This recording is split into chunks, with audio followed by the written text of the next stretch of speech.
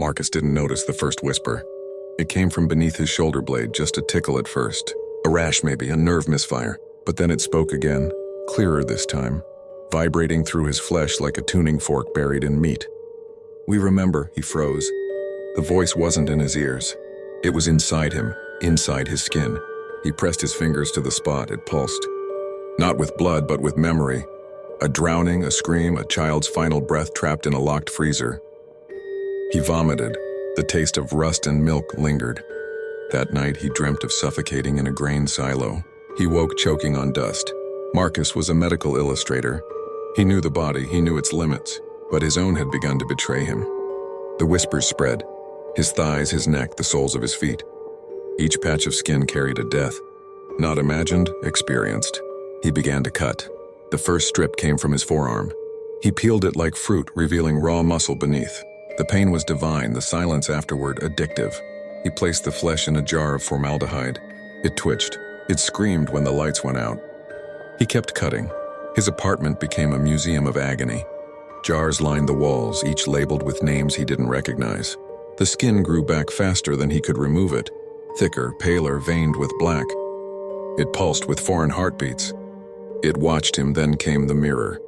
He hadn't looked at himself in days, weeks, but now his reflection was gone.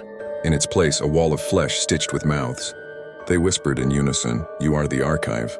You are the curator. You are the next volume."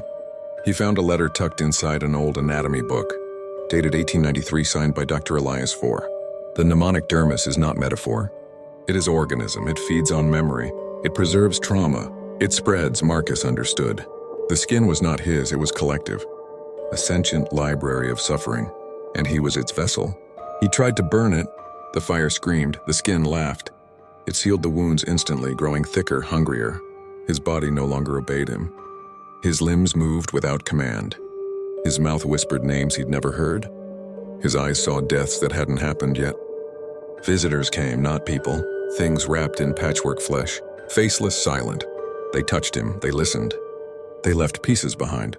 Marcus stopped resisting. He became a living exhibit, a cathedral of agony, his body a shrine to every scream ever swallowed. His thoughts no longer his own, his memories overwritten. He began to write, not with pen, but with blood. Symbols appeared on his walls, rearranging themselves when he slept. He tried to decipher them, but they spoke in pain. Each glyph a death, each line a scream. The jars began to hum. They vibrated in harmony, a chorus of suffering. Marcus sat in the center, skin pulsing. Eyes wide, mouth sealed shut by a fresh layer of dermis. He felt every death, every memory, every trauma ever etched into flesh. He was no longer Marcus, he was the archive. One morning, a neighbor knocked. The door creaked open, inside silence. Jars lined the walls. The air reeked of formaldehyde and rot.